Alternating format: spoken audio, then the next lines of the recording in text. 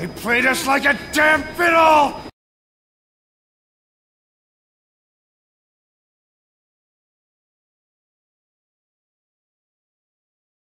I promise I'll make it up to you. I'll make sure you get home safe.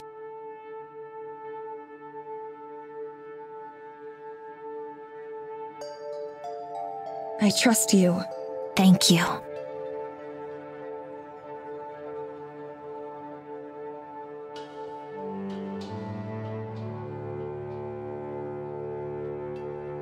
I'll see you at the ferry clearing, where all this will end.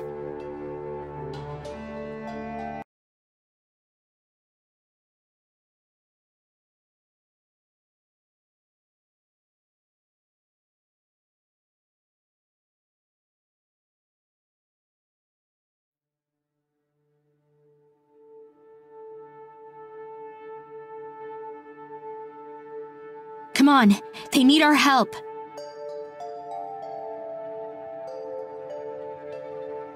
Shit.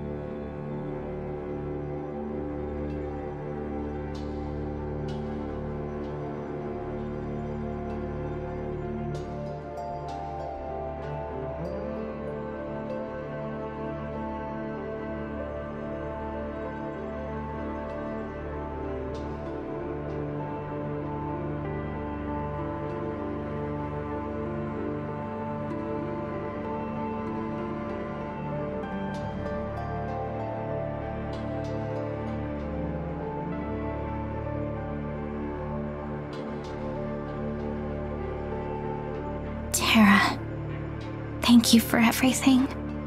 Really, I mean it. Everything.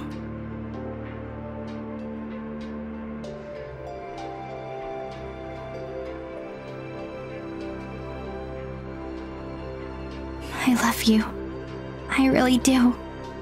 I'm sorry for everything that's happened. I hope that you'll be happy. Wait, what are you...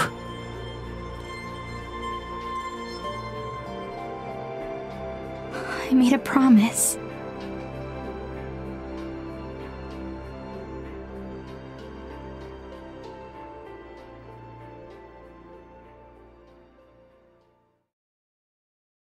Thank you, Jeladora, for everything as well. For the years you kept me company. Goodbye.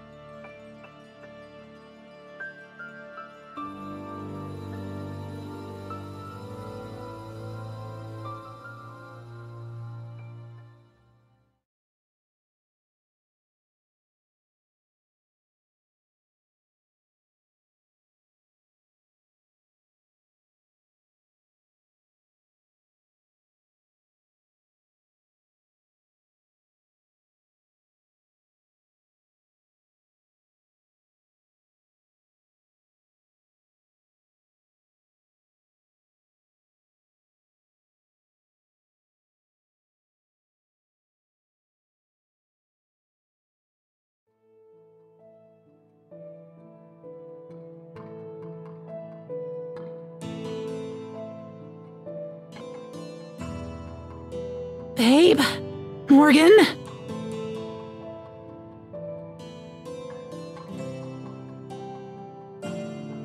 Shit!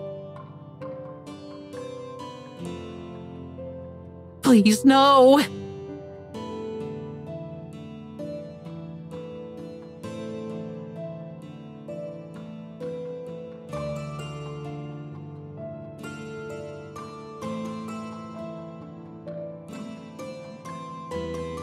Tara.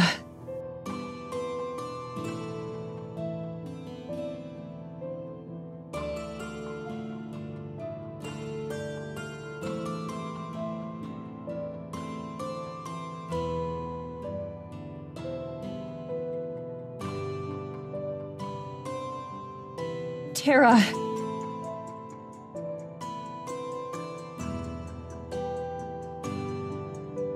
Let me go, Mads! I need to help Morgan! She went in, but... Tara!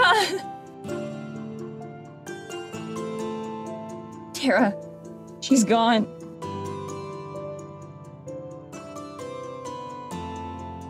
You're wrong! She can't be gone! We were supposed to go home together! She was supposed to come back with us! She was supposed to...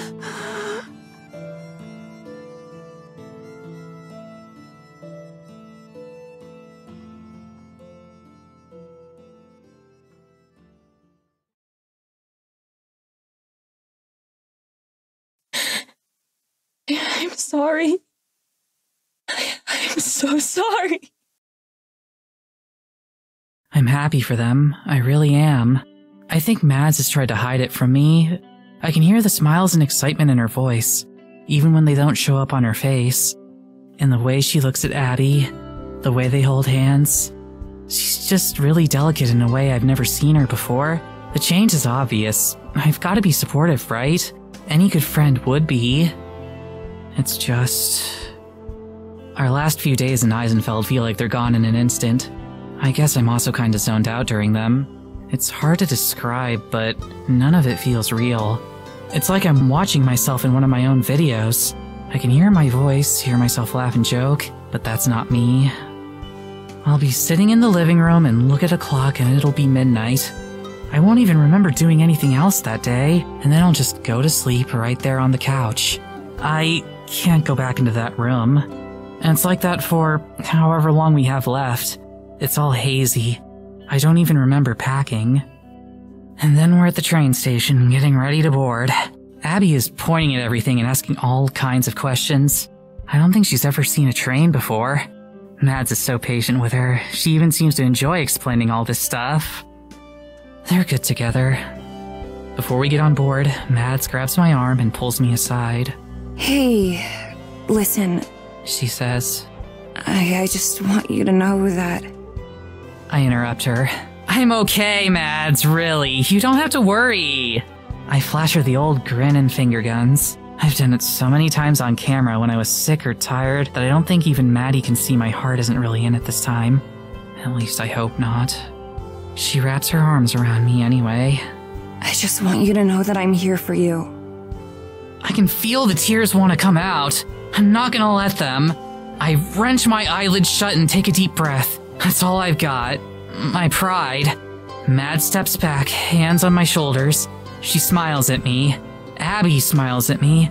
Both of them have this look of pity in their eyes that they don't even try to hide. That's the last thing I want. Come on, let's get out of here. Maddie says, and she leads me onto the train. Abby's a big bundle of giggles and excitement. You'd think it was already Christmas by how she's acting. Then again, it's probably better than Christmas for her. I can't believe we're finally leaving. I never thought this day would come.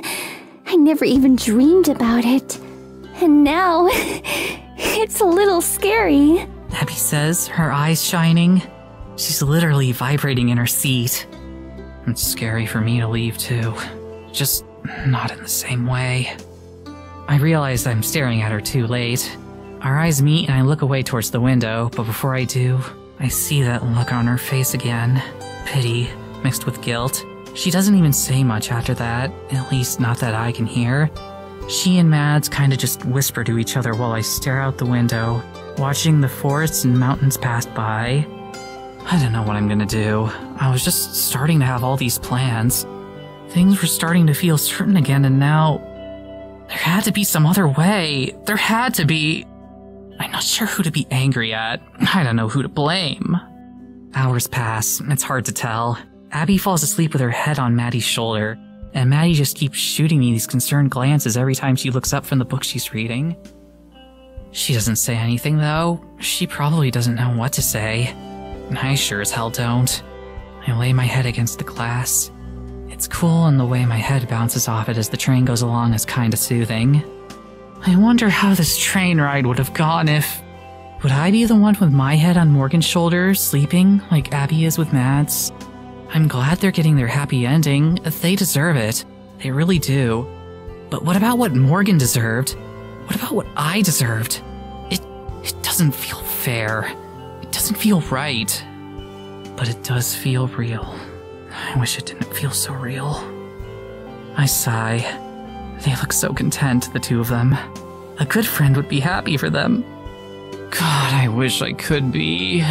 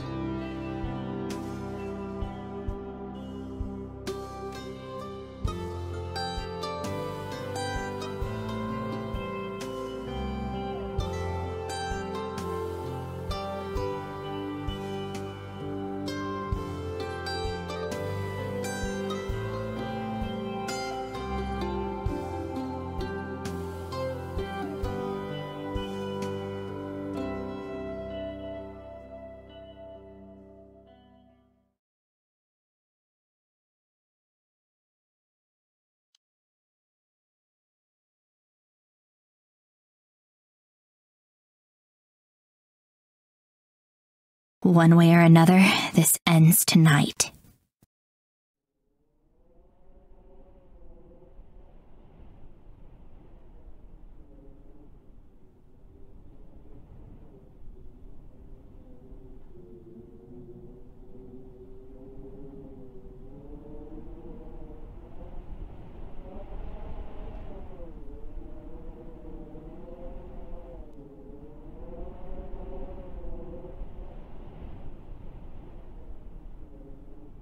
I'll see you too soon.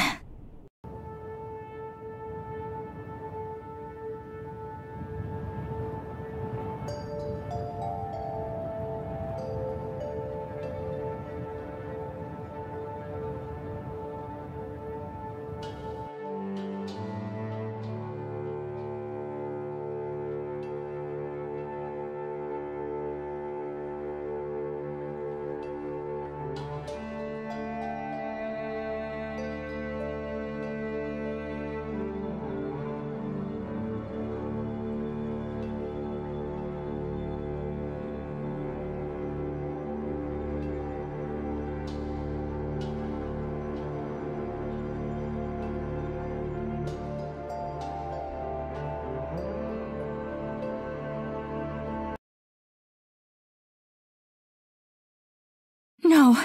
No. No.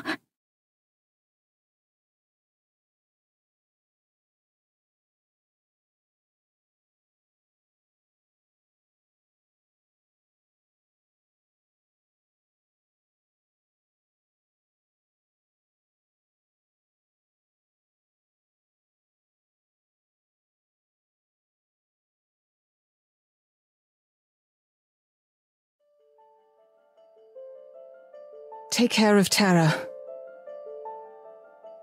Goodbye, Morgan. And thank you.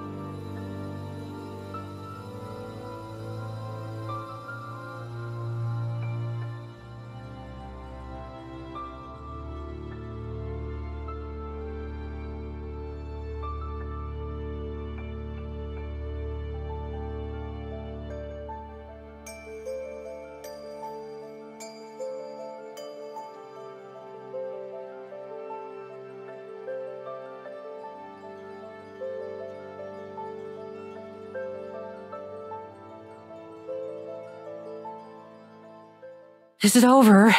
Is she gone? I think so.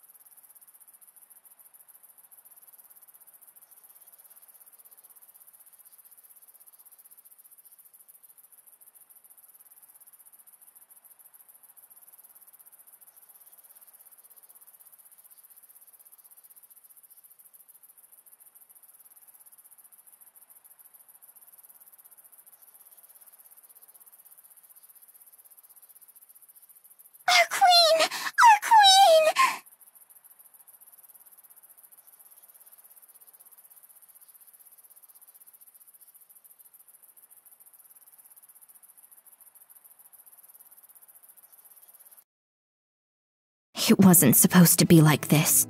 Just Tara and me, without Maddie and Abigail. And it's my fault. Something changed about the fairy's magic the instant Jeladora and Evelyn died. Maddie and Abigail both faded away from sight. We didn't even get to say goodbye. It's not like they're actually dead, you know? So we don't really have to worry about them. Tara's been saying stuff like this since we got on the train. Since before then, in fact. Her wording makes it sound like she's trying to reassure me, but I know it's more for her own sake. Not that I mind. I'm willing to indulge anything that makes it easier for her. That's true. And with Maddie's magic, I'm sure they'll never be bored or lonely. Yeah, for sure. Plus, I'm sure Mads can, tell her all about film theory, recite the script to her favorite movies a bazillion times. Stuff like that. That nerd. She's in tears before the sentence ends, and I pull her into a tight, guilty hug. The rumbling of the train makes it uncomfortable, its motion slamming her against my chin repeatedly, but I don't mind. As far as I'm concerned, I exist right now just to make things better for her. As much as I can. No matter how inadequate. We haven't talked about what we'll do when we get back. The prospect of a future together is equal parts bright and ominous. I know we'll get through it, together. But I also know how hard it will be. Still, we've been through worse. Much worse. Everything I own is here in this train car. The belongings that I wanted to take with me fit in a suitcase. I didn't say goodbye to anyone. I'm sure the village will be lost for a while without Evelyn, as they recover from her influence. But just like the rest of us, they'll be better off in the long run. We left most of Maddie's things behind, just in case she comes back for them, Tara explained. We also left 2 train tickets on the table in the cabin. Tara had printed 4 before we had even reunited with them, just in case. For so many years, I dreamed of a train ride like this. A one-way trip out of Eisenfeld and towards a new life. There are still hours to go before we get to the city, and then hours of waiting for our flight, and then hours to be spent in the sky. I wish I could sleep through them all. Neither Tara nor I got any rest last night, even though we tried. We just spent the whole time tossing and turning. In my mind's eye, I kept replaying those final moments, as I hesitated, and as Jeladora sacrificed herself. It was only due to the rippling moonlight that she was able to stop Evelyn, to save Tara and I. If I had done something differently, then I'm sure it wouldn't have ended that way. Maddie and Abigail could be here on the train with us, Jeladora back with the fairies. Except this is real life. My choices brought us to this point, and now we have to live with them. All I can do now is make the best of what we have left. Even if it takes years, I know that we can heal. Together. I'm looking forward to that day. I'll become the kind of person that Tara deserves.